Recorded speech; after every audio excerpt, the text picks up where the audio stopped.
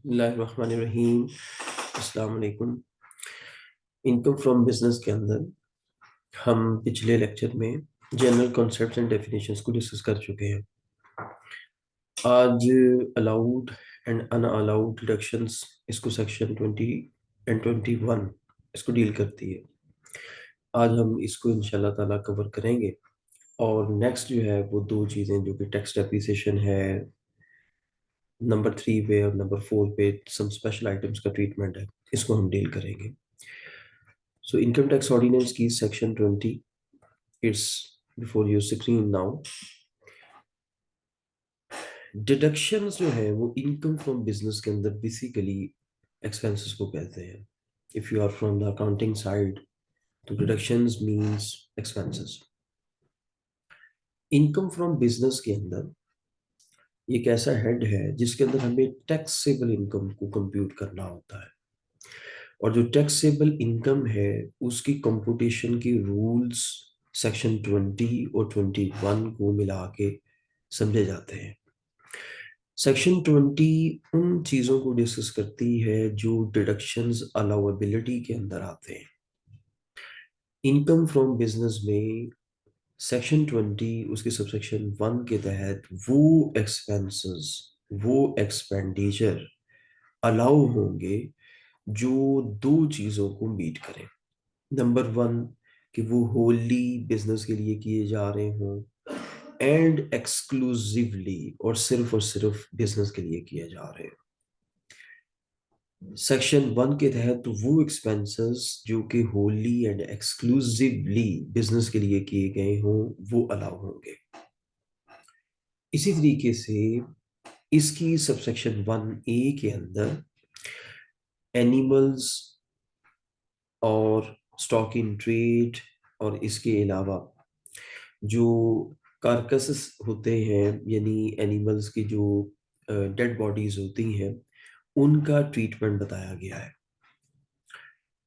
तो subject to this ordinance, where animals which have been used for the purposes of the business or profession otherwise than as stock in trade and have died or become permanently useless for such purposes, उसके लिए यानी वो animals जो कि otherwise then as stock in trade है, business के लिए use हो रहे हों और वो डाइड हो गए हैं या परमानेंटली यूजलेस हो गए हैं, तो उसके लिए एक डिडक्शन अलाउ है। किसके बराबर? The difference between the actual cost to the tax payer and amount if any realised in respect of the carcasses और एनिमल्स। तो टोटल जो कॉस्ट है उसमें से वो अमाउंट जो कि आपको रिकवर हो गई है उसको माइनस कर दें, तो जो वैल्यू निकलेगी वो भी डिडक्शन डिडक्शन अलाउ में आएगी।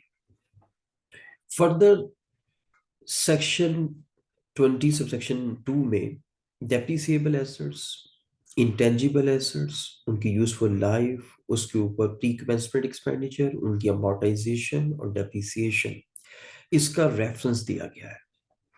और ये कहा गया है कि subject to this ordinance where the expenditure referred to in subsection 1 is incurred in acquiring a depreciable asset or an intangible with a useful life of more than 1 year, तो उस एक्सपेंडिचर का ट्रीटमेंट सेक्शन 22, 23, 24 एंड 25 के अंदर होगा, जो कि मैंने अभी आपको अपनी एक्सेल की शीट के अंदर दिखाया कि we will deal all tax depreciation amortisation in section 3।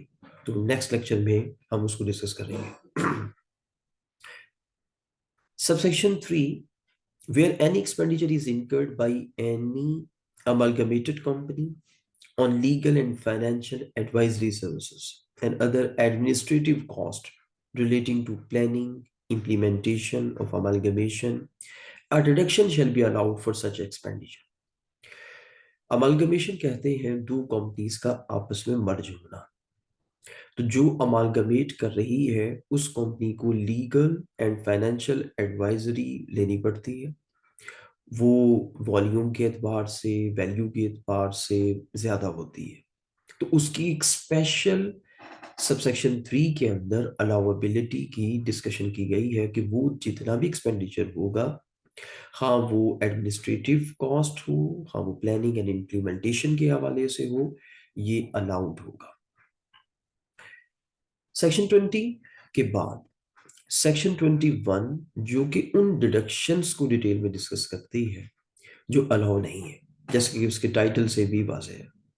ये डिडक्शंस इनकम फ्रॉम बिजनेस के हेड में इनकम कैलकुलेट करते वक्त, टैक्सेबल इनकम कैलकुलेट करते वक्त ये डिडक्शंस अलाउ नहीं होंगे। अब टैक्स जो प्लानिंग है वो बेसिकली ये होनी चाहिए कि हम इन डिडक्शंस से कैसे अवॉइड करें, यानी जो ये नॉट अलाउड है हम इन वायलेशन से कैसे बचें। तो लेट्स डिस्कस।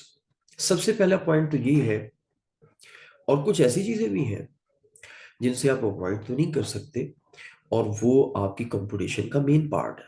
अब जैसे ए ही को ले लें, वो अमाउंट जो कि आप अपने प्रॉफिट्स के ऊपर एज अ परसेंटेज या फिक्स्ड वैल्यू के तौर पे tax in the form of tax pay करते हैं, वो डिसअलाउ है। मींस कि income tax under the income tax ordinance 2001 ये डिसअलाउ होगा। इसको आप अपनी टैक्स कंप्यूटेशंस के अंदर while you computing the taxable income आप माइनस नहीं कर सकते। प्रॉफिट बिफोर टैक्स की जो फिगर है, ये वो फिगर है जिसके बाद टैक्स को माइनस किया जाता है, फिर प्रॉफिट आफ्टर टैक्स निकलता है। तो प्रॉफिट बिफोर टैक्स के ऊपर बेसिकली टैक्स कैलकुलेट होता है, चार्ज होता है। तो ये उस चीज को वाजे कर रहा है कि आप प्रॉफिट बिफोर टैक्स में से टैक्स की अमाउंट को माइनस नहीं कर सकते। नेक्स्ट जो पॉइंट है वो है कि कोई भी अमाउंट जो कि आप डिडक्ट करते हैं, विद होल्डिंग इनकम टैक्स करते हैं और वो फिर आप गवर्नमेंट को जमा करवाते हैं किसी भी पर्सन का बीइंग विद होल्डिंग एजेंट, तो वो अमाउंट जो है वो टैक्स यहाँ माइनस नहीं हो सकती। इसी तरीके से सी के अंदर डिस्कस किया जा रहा है, विद होल्डिंग से मिलती जुलती ही बात है यहाँ पे भी, कि अगर कोई एक्सपेंडिचर है जिसकी पेमेंट करते वक्त you are liable to withhold income tax, और आप वो इनकम टैक्स को विदहेल्ड नहीं करते, तो क्या होगा कि वो एक्सपेंडिचर डिसअलाउ हो जाएगा। लेकिन यहाँ पे एक मिनिमम थ्रेशोल्ड भी बयान की गई है कि वो अमाउंट 20% से एक्सीड नहीं करेगी जो परचेजेस ऑफ रॉ मटेरियल्स और फिनिश गुड्स है। और इसी तरीके से रिकवरी अगर हो जाती है 161 के तहत, 162 के तहत, तो भी कंसीडर किया जाएगा कि टैक्स पे हो गया है। ये एक रिलीफ है। Clause C A, amount of commission जो कि आप अपने कमीशन एजेंट को देते हैं, आप अपने डिस्ट्रीब्यूटर को देते हैं बीइंग मैन्युफैक्चरर, और आपकी जो प्रोडक्ट है वो सेल्स टैक्स के थर्ड शेड्यूल के अंदर आती है, और वो जो कमीशन है उसकी जो क्रॉस अमाउंट है सप्लाईज के ऊपर वो 0.2% से एक्सीड कर जाती है, और वो बंदा जो है वो एक्टिव टैक्स पेयर लिस्ट में भी मौजूद ना हो, तो फिर क्या होगा कि वो जो अमाउंट जो एक्सीड करेगी वो डिसअलाउ हो जाएगी। ये एक बीटीबी का मैयर है। यहाँ पे वो मैयर्स जो कि ब्रॉडनिंग ऑफ टैक्स बेस के हवाले से हैं, मैं उसके ऊपर भी साथ साथ रोशनी डालता जाऊंगा। ये ऐसे मैयर्स हैं जो कि रिस्ट्रिक्ट करते हैं कि आप ऐसे पर्सन्स के साथ बिजनेस करें, ट्रांजैक्शंस करें जो कि टैक्स में रजिस्टर हो। तो एक रजिस्टर्ड बंदा किसी दूसरे पर्सन को इनवाइट करे कि बेसिकली आप भी टैक्स क्लब के अंदर आए, टैक्स नेट के अंदर आए। ये जो प्रोविजंस है ये इसलिए रखी जाती है। एंटरटेनमेंट एक्सपेंडिचर की कुछ लिमिट्स हैं जो कि बयान की गई हैं, कुछ कंडीशंस हैं जो बयान की गई हैं, उसके अंदर ही जो एक्सपेंडिचर किया जाएगा वो अलाउ होगा। नेक्स्ट लेक्चर में मैं आपको उन कंडीशंस के मुतालिक भी बताऊंगा।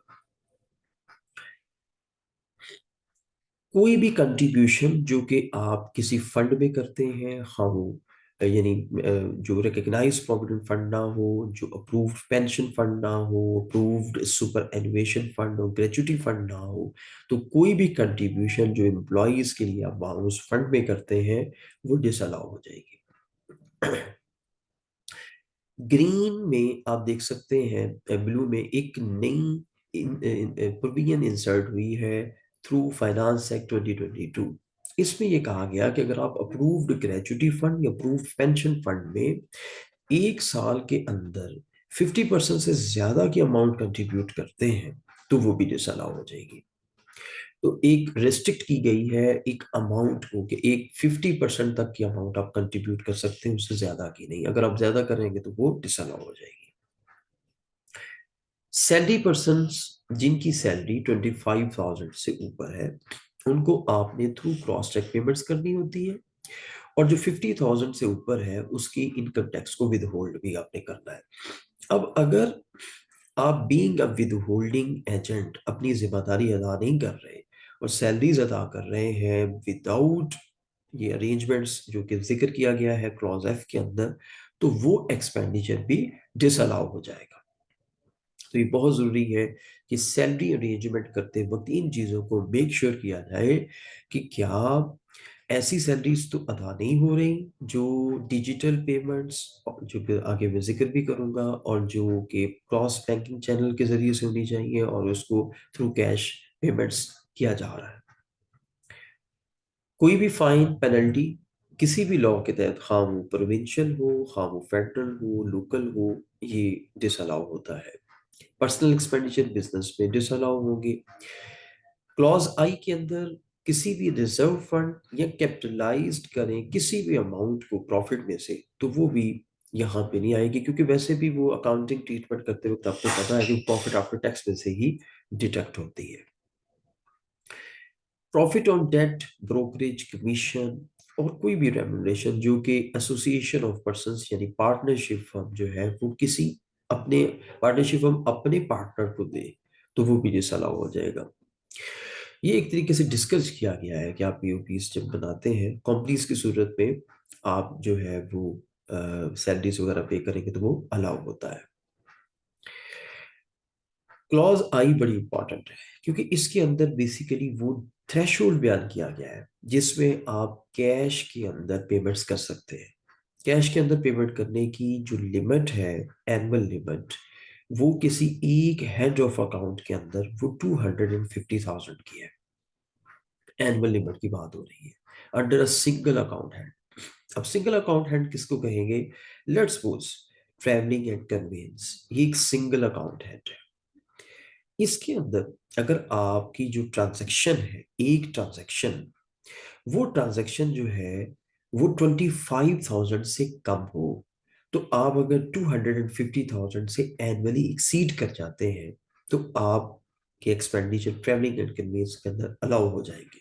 लेकिन लेट्स सपोज कि अगर आपकी 10 ट्रांजैक्शंस हैं पूरे साल में ट्रैवलिंग एंड कन्वेंस में, और वो ट्रांजैक्शंस 25,000 से कोई एक या मोस्टली वो एक्सीड करती हैं, तो फिर 250,000 की लिमिट आपको एनुअल मीट करनी पड़ेगी। और अगर आपकी सिंगल ट्रांजैक्शन 25,000 से एक्सीड कर जाती है और 250,000 की लिमिट भी आप क्रॉस कर जाते हैं तो वो डिसअलाउ हो जाएगा। ये बड़ी इंपॉर्टेंट डिस्कशन है, इसको आपने ज़हन नशीन रखना है।